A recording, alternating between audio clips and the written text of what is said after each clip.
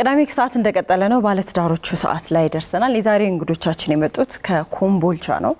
አቶ አያሌው ጌታቸውና ወይዘሮ ሀብታም በእውነት እንኳን ደህና መጣችሁ። እንኳን ደህና ቆያችሁ። ወደ አዲስ አበባ እንኳን ደህና መጣችሁ። እንኳን ቆያችሁ። እንግዲህ ዛሬ እንግዶቻችን በጣም ብዙ ጊዜ ባለትዳሮችን ስንጋብዝ የሚተዋወቁበትን መንገድ ያጫውቱናል። ታክሲ ላይ ያለ የተለያየ መንገድ አለ፣ ድግስ አለ፣ ሰርግ አለ ብዙና የናንተ ለትዳራችሁ መመስረት እንግዲህ ተዋወቃችሁ የሚጀምረው ኢትዮጵያ ውስጥ አይመስለኝም። እሱን ሰምቻለሁና ከዛን ጀምር እስኪ ከተዋወቃችሁን ጀምር። ያው በ1977 ዓመተ ምህረት የሙያ ትምህርት ቡልጋሪያ ምስራቅ አውሮፓ ውስጥ የምትገኝ ሀገር ነች እና ሶሻሊስት ሀገር ነች እና 500 ልጆች ከመላው ከ14ቱ የዛን ጊዜ ክፍለ ሀገር ነበረ። ከ14ቱ ክፍለ ሀገር ከኤርትራ ጭምር ኤርትራም የዛን ጊዜ በእኛ ኢትዮጵያ ውስጥ የነበረች ሀገር ነች። ከዚያ ጭምር የሄድና 500 ልጆች ነበር እና በተለያዩ ሙያ ዘርፎች ለመሰልጠን እና ለመማር በፖሊቴክኒክ ደረጃ ሄድን እና ያኔ ወደ ትምህርት እና ወደ ስልጠና ከመግባታችን በፊት የሀገሪቱን ቋንቋ መማር አለብን። የነሱ ቋንቋ የት ሀገር ነው? ቡልጋሪያ የስላቪያን ቋንቋ ይባላል እና ያንን ቋንቋ አውሮፓ ውስጥ አይደለ? አውሮፓ ውስጥ ምስራቅ አውሮፓ ውስጥ እና የግድ የነሱን ቋንቋ መማር ነበረብን እና ያኔ 500ም ልጅ በአንድ ካምፓስ በአንድ ስፍራ ነበር የሚማረው እና እንግዲህ ትውውቃችን እንዲሁ በርቀት የመታያየቱ ነገር እዛ ነው የጀመረው። ቡልጋሪያን የተዋወቃችሁት ለትምህርት ሄዳችሁ ቋንቋ ትምህርት ቤት ማለት ነው? የቋንቋውን እየተማራችሁ እዛው ሀገር የቡልጋሪኛ ቋንቋ ከተማርሽ በኋላ እንደገና ወደ ዋናው የሙያ ትምህርት የምትገቢው ቋንቋው ማወቅ አለብሽ። ምክንያቱም የነሱ ትምህርት እንደሌላው ሀገር በእንግሊዘኛ ወይም በፈረንሳይኛ አይደለም። በራሳቸው ቋንቋ ሶሻሊስቶች ስለሆኑ በራሳቸው ቋንቋ ነው እንትን የሚያደርጉት እና የግድ መማር ስለሚያስፈልግ ያ እዛ ውስጥ ትልቅ ላይፍ ነበረ። በትምህርት ቤት በቋንቋ ትምህርት ቤት 500 ኢትዮጵያውያኖች አንድ ላይ ነበር እና በዚያ ወቅት ነው ግን ጓደኛም ባንሆን እንደው የመተያየቱ ነገር የተፈጠረው ያኔ ነው። ያኔ ያው ወጣትነት ልጅነቱም አለ እድሜም አለ እና የቋንቋ ትምህርት ቤት ውስጥ እንግዲህ ለመተዋወቅ ያደረጋችሁት የመጀመሪያ ነገር አለ። ከዛ ነው ወደዚህ ይዛችሁት የመጣችሁት ወይስ እዛ ብዙ ቆያችሁ? ከቋንቋ ትምህርት በኋላ 5 ዓመት ቆይተናል እዛው ቡልጋሪያ። ቋንቋውን ለመዳችሁ? አዎ። ስለዚህ በእነሱ ቋንቋ ነበር ስትግባቡ የነበረው ወይስ አይ በአማርኛ ነው? ግን እኛ ኢትዮጵያኖች እንገናኛለን እና የምንኖርበት ቦታ የተሰጠን ስፍራ በአብዛኛው የምንገናኝበት ሁኔታ አለ። በየክፍለ ሀገሩ ስለተበታተን እርስ በርሳችን ስንገናኝ በራሳችን ቋንቋ ነው የምንጠቀመው። ሌሎች ነጮቹ ጋር እነሱ ቡልጋሪያኖች ጋር ስንገናኝና ወደ ትምህርት ቤት ወደ ስልጠና ቦታ ወደ ዛና ወደዚህ ስንል ደግሞ ያው ቡልጋሪኛውን በቀላሉ ስለተማር እንጠቀማለን። እስቲ ወይዘሮ ሀብታም እነዛን ጊዜያቶች ያስታውሱን። ማለት እንግዲህ ያኔ የትውውቁ ጊዜ የነበረውን ነገር እስኪ ያስታውሱ። መጀመሪያ ማን ነው እሱ? ያው ከዚህ ከኮምቦልቻ እሱ ጋር የምትማር ልጅ አብራው ነበረች። እዛ ቡልጋሪያ አብራ የመጣች ነበረችና ሁላችንም ከቋንቋ ትምህርት ቤት ተበታትነን ስንሄድ እኛ ሶፊያ ይባላል የቡልጋሪያ ዋና ከተማ፣ ኢትዮጵያ አዲስ አበባ እንደሚባለው ማለት ነው። እኛ ዋና ከተማ ውስጥ ተመደብን። ሴቶች ለብቻ ነው። እዛ ስንመደብ እሱ ጋር የመጣች ልጅ ጓደኛው አብረው የተማሩ አንድ ዶርም ሆነን እሷን ለማለት እየመጣ ተጀመረ ነገሩ። በቃ በዛ ተጀመረ። ከሄድን ከ3 ዓመት በኋላ 2 ዓመት ወደ ኢትዮጵያ ልንመጣ ሲቀረን አብረን አንድ ላይ ሆነ። ቡልጋሪያ ሆናችሁ 3 ዓመት ድረስም የለም ትውውቁ ቢኖርም በአይን ተያያለን። ትውውቁ እሷን ለመጠየቅ እየመጣ በዛው ምን አይነት ጊዜ ነበር ግን? አሁን በዛ ሰዓት 1977 አይደለ? ምን አይነት ጊዜ ነበር? አሁን ይሄን ጊዜ ብለን ስናስብ ጊዜ ብዙ ነገር ነው። በጊዜውስ ብዙ ነገር ይገለጻል። አለባበስ አለ፣ አነጋገር አለ፣ ጓደኝነት በራሱ የራሱ ነገር አለው መዝናናት ለነውጣ ስንል ሁሉም ነገር የራሱ ጊዜ አለው ያን ጊዜ ምን አይነት ጊዜ ነበር ያኔ በጣም ደስ የሚል ጊዜ ነው ወጣትነታችንን በቃ ተጠቅመናል ማለት ይቻላል በቃ ሁሉ ነገር መብታለሽ ነፃነት ከቤተሰብ ወጥተሻል ገንዘብ እንደልብ ታገኛለሽ በቃ በጣም ደስ የሚል ላይፍ ያሳለፍንበት ወቅት ነው ወጣትነታችንን በቃ እዛ አጣጥመናል እና ደስ የሚል ጊዜ ነበር በቃ እሱ ደግሞ በአጋጣሚ የሆነ ህመም ታመመና ከነበረበት ክፍለ ሀገር ተቀይሮ እንደገና ወደኛ መጣ አንድ ወንድ ብቻ እሱ ማለት ነው ተቀይሮ መጣ ከዛ በኋላ እሱ ለራሱ ቤት ተሰጠው ከዛ በኋላ አብረን ይዛኔ በደንብ ተመቻችሁ ማለት ነው እስቲ ጊዜ በደንብ እርሱ ይንገሩን እስኪ ያኔ የነበረው በቃ በአለም ላይ የነበረው የኑሮ ሁኔታ አሁን እንደምንመለከተው አይደለም አሁን ዓለም በሙሉ ነው የኑሮ ደረጃው በጣም ውድ በጣም ጥሩ ያልሆነ ሁኔታ ላይ ያለውና ያኔ እዛ ብዙ ነገሮች በዜሮ ኦልሞስት በሳንቲም ቤቶች ነው ትገዣቸውና ልብስም ሁሉም ነገር ሶሻሊስት ስለሆነ ደግሞ አብዛኛውን ለሰዎች ጥቅም የሚውል ነገር ነው እና ብዙ ነገር ርካሽ ነው ሁሉ ነገር የሚያጨናንቅ ነገር የለውም እና በዚያን ወቅት የነበረው ሁኔታ እኔ ስሊቨን የሚባል ክፍለ ሀገር ነበርኩ እና እዛ በቀላሉ ደግሞ ከክፍለ ሀገር ለመሄድ በባቡር እና እነዚያ ባቡሮች ደግሞ በዚያን ወቅት የዛሬ 30 ምናምን አመት 300 ኪሎ ሜትር በ2 ሰዓት ትገበያለሽ እና እርስ በርሳችን ለመገናኘት በጣም ማታ ሄደን ጧት ወደ ነበርንበት የምንመለስበት ሁኔታ የ2 ሰዓት መንገድ ስለሆነ እና ብዙ ጊዜ ግንኙነታችን ቅዳሜና እሁድ ነበር እና ያሳለፍነው ላይፍ በጣም ጥሩ ነውና ከዛ በኋላ እኔ አመመኝ ሲያመኝ እነሱ የእያንዳንዱ የበሽታ አይነት የራሱ እንትና ሆስፒታል አለው እና ምርመራ ሲካሄድ ያው የትሮፒካል ዲዚዝ ሚል በመሬት ወገብ አካባቢ ያሉ በሽታዎች ምናምን ብለው የሚለዩዋቸው ነገሮች አሉ ነጮቹና ወደ ሶፊያ ሄጄ ትሮፒካል ዲዚዝ ሆስፒታል ውስጥ እንገባ እንትናለና ያኔ እዛ በነበርኩበት ሰዓት ኢትዮጵያ ውስጥ የነበረ ፕሮፌሰር ቡልጋሪያዊ ፕሮፌሰር አገኘኝ እና እሱ አከመኝ እና እሱ ጋር በጣም ተግባባን በጣም እና ያው ሀብታም እዚህ ሶፊያ ስለነበረች ወደዚህ እንድመጣ አድርገኛል እንድቀየር እና ፕሮፌሰሩ በጣም ይወደኝ ስለነበረ ጅማ ውስጥ ሰርቷል ምርምር ስራ እና ኢትዮጵያኖችን ይወዳል በጣም ጥሩ ሰው ነውና ወደ ሶፊያ እንድቀየር ደብዳቤ ጻፈልኝና ያው ወደ ሶፊያ መጣው ለኔ ከሴቶቹ ዶርም ወደ 100 ሜትር የሚርቅ ብሎክ ውስጥ ተሰጠኝ ያኔ ነው እንግዲህ እኔና እሷ ቃል ኪዳን የተገባባ ነው እዛ ሆናችሁ እና ያው ማንንም የለም ግን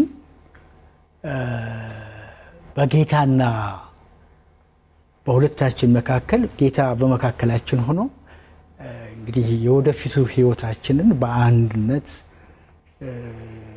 በትዳር እንድናሳልፍ ቃል ተገባባን ከዛ በኋላ ነው እንግዲህ ወዲያው ነው የወሰናችሁት ማለት የወጣትነት እድሜ ላይ ነው ያላችሁት አንዳንዴ ቶሎ ወደ ትዳር ማይወሰንም በቃ አንድ ሰው ከሆነች ልጅ ጋር ሲሆን ያለ አጥናት ይላል ደሞ ጊዜ ይፈጃል በመሃል ደሞ ወይ ግጭት ከተፈጠረ ደሞ መለየት እንዴ በአንዴ ተዋውቆ ይሄን አመት አብሮ መዝለቅ በእውነት መታደል ስለሆነ ነው ያኔ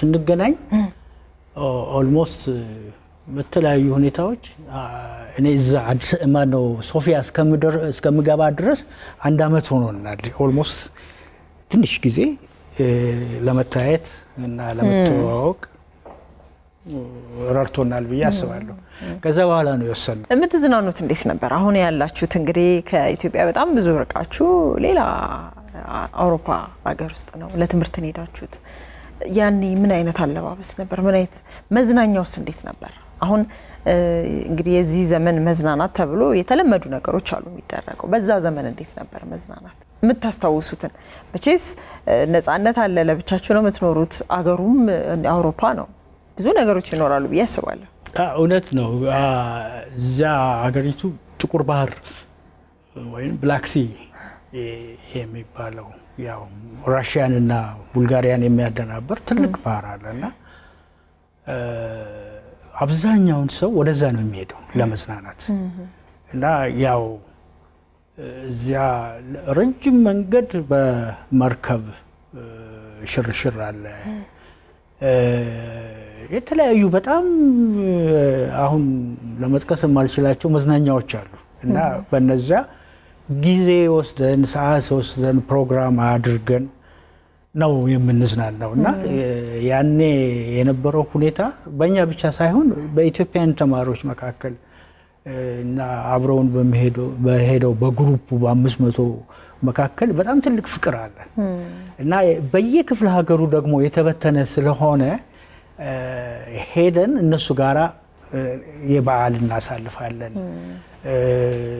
እንዲሁ በረፍት ሰዓት ደግሞ ከነሱ ጋራ በየክፍለ ሀገሩ ይሄድ ያው ትዝታ እናሳልፋለን ዘሩ ሀብታም እንግዲህ እርሶ ለትምህርት ብለው ሄደው የትዳር አጋሮን ነው ይዘው የመጡትና እዚህ ሲመለሱስ ቤተሰብ እንዴት ተቀበሉ ትዳር እንዴት አገኙት ከዛ እንመለስ ብዬ ነው ከቡልጋሪያ እዚህ ስንመጣ ያው የነበረው ሁኔታ ጥሩ አልነበረም መንግስት ያው ስንመለስ ራሱ ስራ ሊመድበን ነበር ግን የለውጥ ጊዜ ነው መንግስት በተጨነቀበት ሰዓት ስለነበረ ያው እንደሆን እንዳሰብነው አልተሳካልንም 77 ሄዳችሁ ከ5 አመት በኋላ 83 ሊገባ ሲል የመጣ ነው እና ውጥረት ላይ ነበረ ያው ከዛ ይዘነው የመጣነው ነገር ገንዘብ ምንም ይዘመተን ነበረ ግን ያም ሊያዘልቀን አልቻለም ግን እግዚአብሔር ያው ሰዎችን አዘጋጀ ቤተሰብ ሰጠን ትግስት ገብረ ኪዳንና ጸጋዬ ንጋቱ የሚባሉ ትልቅ ቤተሰብ ናቸው እነሱ ተቀብለው አስተናግደውን በብዙ ነገር እየደገፉ ይሄ ትዳር እንዲቀጥል አድርገዋል ሳላመሰግናቸው አላልፍ ከዛ በኋላ ያው እየቆየ ሲሄድ እኛም የራሳችንን ነገር መፈለግ ጀመርን እሱ ወደ ኮምቦልቻ ሄዶ ኮምቦልቻ ጨርቃ ጨርቅ ሂዶ ሲጠይቀኝ መረጃ ይዞ በቃ እንቀበላታለን አሉት እሱም ደግሞ የራሱ አንተስ ስራ አስኪያጁ አንተስ በምን ሙያ ነህ አለው እኔ በኤሌክትሪክ ነኝ አለ በቃ አንተንም እንፈልጋለን አለ አንድ መስሪያ ቤት ከዛ ተመለሰና እሱ እቃችንን ጭነን ወደ ኮምቦልቻ ኮምቦልቻ ጨርቃ ጨርቅ ፋብሪካ ማለት ነው ጨርቃ ጨርቅ ፋብሪካ ያው እስካሁን ድረስ እዛ ነው የምንሰራው በዚህ አንድ መስሪያ ቤት ነው የምትሰራው አንድ መስሪያ ቤት ነው የምንሰራው እንግዲህ ደስ ይላል በጣም ረዘም ላለ ጊዜ ከተውውቃቸው አንስቶ እስካሁን ብንቆጥረው ወደ 40 አመት የሚጠጋ እንግዲህ በአብሮነት አሳልፋቸዋል ትዳር ደግሞ በዚህ መሃል መቼስ ብዙ ነገር ይገጥመዋል አይደለ ግጭት አለ ብዙ ነገር አለና እስኪ እንደው ተፈተንበት የምትሉት ጊዜ በዚህ ሁሉ ጊዜያቶች ተፈተን ይሄ ጊዜ ለኛ በጣም ፈታኝ ነበር ብለው የሚያስታውሱት አለ አቶ አያሌው በዚህ ጊዜ ውስጥ በተለይ 82 ወደዚህ ወደ ሀገር ውስጥ ከገባን በኋላ ያው ሀብታም እንደገለጸችው ነገሮች ጨለማ ነበሩ በዚያን ወቅት ከኛ ጋር የመጣው ግሩፕ የተወሰነው ሁኔታዎችን ሲያይ እንደገና ተመልሶ ሄደ እና አማጺያን ደግሞ በኋላ መንግስት የሆነው ኢህአዴግ የዛን ጊዜ አማጺያን ይባሉ ነበርና እነሱ ደግሞ እየገፉ የመጡበት ሰዓት ነበር እስከ ወልዲያ ድረስ ደርሰው ነበርና መንግስት ራሱ ግራ የተጋባበት ሰዓት ነበር የደርግ መንግስቱ ማለት ነውና ብዙ ነገሮች ጥሩ አልነበሩ በዚያን ሰዓት ሁኔታዎች የመዘበራረቅ ነገር ተፈጥሮ ነበር ግን ያም ሆኖ ግን ያው አልተለያየን በቃ አንድ ላይ ሆነን ነገሮችን በትዕግስት እና ያልፋል በተስፋ ያልፋል በሚል እና በአብዛኛው ደግሞ ያው ሁለታችንም ወንጌል አማኞች ነን እና ሌላው አያምንም ማለት አይደለም ግን መጽሐፍ ቅዱስ ላይ የእግዚአብሔር ተስፋ የሚያሳየን ብዙ ነገሮች ስላሉ እና ወደ ቤተክርስቲያን ስንሄድ ስንጸልይ እግዚአብሔርን መታመን ስላለ እግዚአብሔር ደግሞ ይሄንን ጨለማውን ጊዜ እንደሚያሳልፈን አምነን ስለተቀበልን በዚያ ሂደት ውስጥ አንድ እንድንቆም አደረገና እህቴ እንዳለችው በዚያን ወቅት እግዚአብሔር ሰዎችን እንትን አደረገልን ሰዎችን አስገዛን ሰዎችን እና የተከሰቻቸው ሌሎችም ወገኖች በእነሱ አማካኝነት ያንን ጊዜ እያለፍን ሄድን። ትልቁ ነገር ደግሞ ከይቅርታ ጋር ሴቶች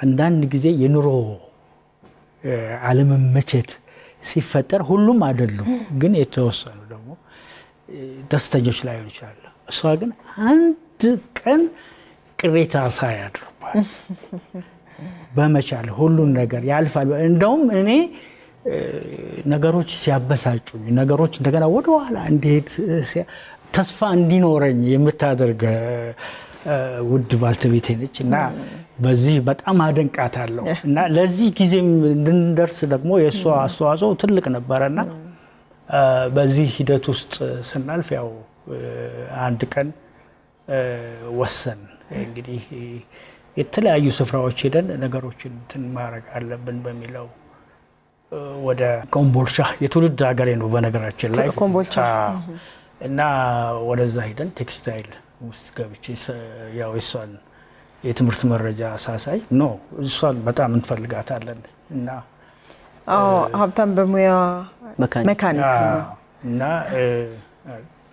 ያው እዛው ስራ አስኪያጁ ደግሞ አንተስ ምንድነው የተማርከው ሲለኝ ኤሌክትሪሲቲ ያልኩት አንተንም እንፈልጋለን አለን። ያው ሁለታችንም ተያይዘን ወደ እዚህ መጣን እና መስሪያ ቤት ውስጥ አንድ ላይ ነው ምሳ የምንበላው፣ አንድ ላይ ነው ወደ ቤት የምንሄደው፣ አንድ ላይ ነው ወደ መስሪያ ቤት የምንመጣው። ወንድማማቾች ወንድምና እህት ብለው ነው የሚጠሩን እና ምልክቱ ሰውኛ ሊፈልግ ሲመጣ ፋብሪካ ውስጥ ከውጭ ሊፈልግ እነዚያ ሁለቱ ከቡልጋሪያ የመጡት ልጆች ሲሏቸው ሰራተኛው በሙሉ ያውቃል። እንግዲህ አንዳንዴ ረጅም አመት አብሮ መቆየት አሁን አብሮ መቆየት ብቻ አንድ ላይ መኖር ብቻ ሳይሆን አሁን እርሶም እንደገለጹልን ወደ ስራም አብሮ መሄድ ከቤት መመለስ ምሳም አንድ ላይ መብላት ሌሎች ደግሞ ማህበራዊ ጉዳዮችም ይኖራሉ። ሰርግ አለ ስንት ነገር አለና እዛም ስትሄዱ እንደዛ ነው። እስኪ ወይዘሮ እንደዛ ነው በቃ አይደለም እኔና እሱ ልጃችንም አይለይም። ልጃችንም በማህበራዊ ኑሮ ይዘን ነው የምንሄደው። ምንም መለያየት የሚባል ነገር የለም። ወንድሜም ነው ባሌም ነው ጓደኛዬም ነው። በመካከላችን ምንም አይነት ልዩነት የለም። ቤተሰብ አይገባም፣ ጓደኛ አይገባም። ብንጣላም እርስ በርሳችን እዛው ተጫጫሁን። ያው እግዚአብሔር ነገሮችን እንድረሳ አድርጎ ነው የፈጠረኝ። ምን እንደተናገረኝ ረሳዋለሁ እና አላስታውሰውም። ስለዚህ በቃ የይቅርታ ልብ አለን። እሱም ተቆጥቶ ወደው ተመልሶ ምን አረኩሽ ይላል። ፊቴ ከትንሽ ኮስተር ካለበት አይ ዲዲ ብለይል እኔ ያላልኩም ይለኛል። ረሳዋለሁ በቃ እሱም ይቅርታ ልብ አለው። ወደው መጥቶ ይቅርታ በቃ ካስቀየምኩሽ ይላል። በቃ በእንደዚህ አይነት በመቻቻል ነው እግዚአብሔር ስለረዳን እግዚአብሔር ሲረዳ ጥሩ ልብንም ይቅርታንም የሚሰጥ እግዚአብሔር ነውና በቃ እግዚአብሔር ጣልቃ ገብነት አለ በትዳራችን። በነገራችን ላይ እየቀደመ ነገራችንን ይሰራል። ተስፋ ስንቆርጥ ተስፋ እየሰጠ ልጅ በልጅም ባርኮና ልጃችን ጥሩ አምሮ ሰጥቶታል። አሁን ዩኒቨርሲቲ አስተማሪ ነው። ማስተርሱን እየሰራ አሁን ይመረቃል ክረምት ላይ። ማን ይባላል? ባርናባስ አያሌው ይባላል። ትዝታ አያሌው የምትባል ልጅ አለችን። እሷን በትዳር ነች። እዛው ጎረቤት ነን። ደስ የሚል ኑሮ ነው የምንኖረው። እግዚአብሔር አሳክቶልናል።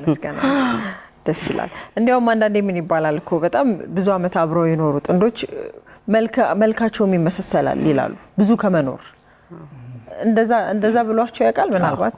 አዎ በብዛት በቃ ወንድምሽ ነው ይሉኛል በቃ አብረን ስንሄድ ስለማትለያዩ አንለያይም እንደገና መልካችሁ የሚመሳሰለ ብዙ ሰው ነው በቃ እዚህ አዲስ አበባ ራሱ በነበርንበት ሰዓት በዚህ በቃ ድሮ የሚያውቁ ሰዎች ወንድምሽ ነው የሚሉኝ አይ ባለቤቴ ነው እላለሁና በመልክም ያመሳስሉናል እኔ የሚያመሳስል ነገር የለም ግን ሰዎች አመሳስለው ነው እህትሽ ወንድምሽ ነው የሚሉት እህትናት ነው የሚሉት ምናልባት እንግዲህ በትዳር ላይ ላሉ ሰዎች ትዳር ለሚያስቡም ሊሆን ይችላል ረጅም ዓመት የመኖር ሚስጥሩ ምንድነው ብሎ የሚያስቡ ሰዎች አሉ ምክንያቱም እንዳያችሁት ነው አሁን በጣም ብዙ ፍቺዎች በስተዋልና ግጭት ይፈጠራል ማንንም ጋር ግን ለግጭት እንደ መፍትሄ እናረጋለን መለያየትንምና እዚህ ላይ የናንተ ምክር የናንተ ሐሳብ በጣም አስፈላጊ ይመስለኛል በጣም ጥሩ ጥያቄ ነው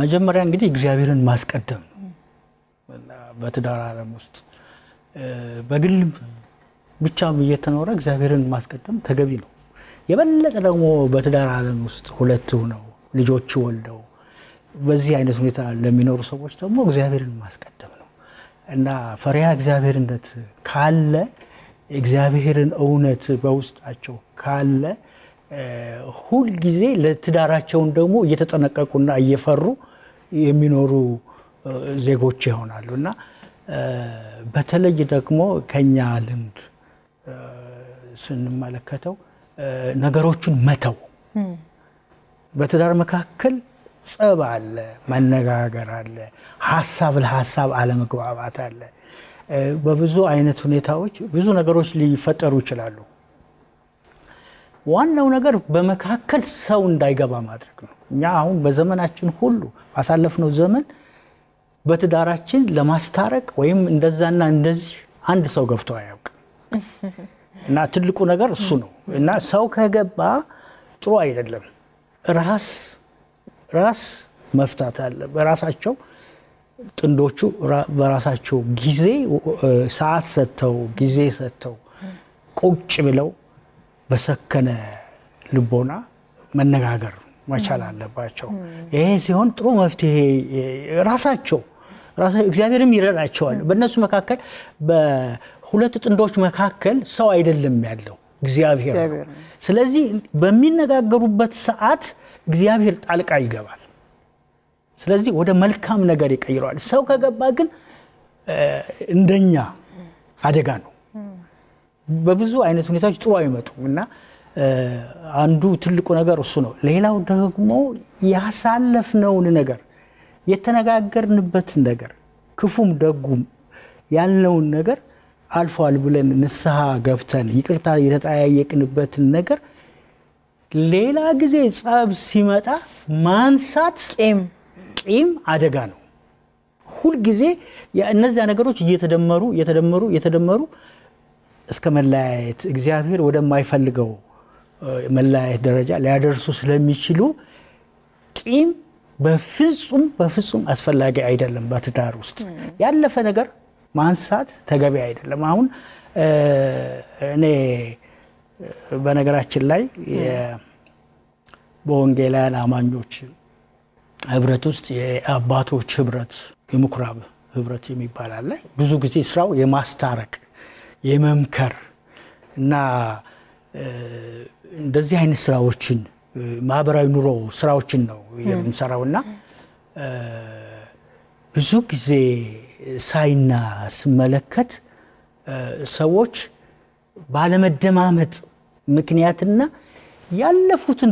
ያለፉትን ይቅርታ የተጠያየቁበትን ነገሮች እንደገና መልሶ ማንሳት አደገኛ እንደሆነ የተረዳሁበት ሁኔታ አለ ከብዙ ሰዎች ጋር ስለምገናኝ በማስታረቅም በምንምና ያ ነገር ለኛ ረርቶናል ጠቅሞናል አሁንም ላለው ትውልድ ደግሞ ነገሮችን ወደ ኋላ ሄዶ ማንሳት ለትዳሩ መፍረስ ምክንያት ሊሆን ስለሚችል በዚያ አይነት ልምምድ ውስጥ ማለፍ መቻል አለበት ብዬ አስባለሁ እውነት ነው ጥሩ ነገር ነው የተናገሩት አቶ አያሌው ምናልባት ወይዘሮ ሀብታም እዚህ ላይ የሚጨምሩት ነገር ካለ ወይ ባለቤቱን ደግሞ እስካሁን ድረስ ያቆየን ይሄ ባህሪው ከሱ ብለው የሚገልጹት ቀደም እርሳቸው ስለርሱ በደንብ ሲገልጹ ነበርና እንደው ትንሽ ነገር ቢሉን ቢቆጣም በቃ የይቅርታ ልብ አለው ጥሩ ልብ አለው እግዚአብሔር የሰጠው ነገሮችን አያስታውስም ይረሳል እና በቃ ለኔ ደግሞ በቃ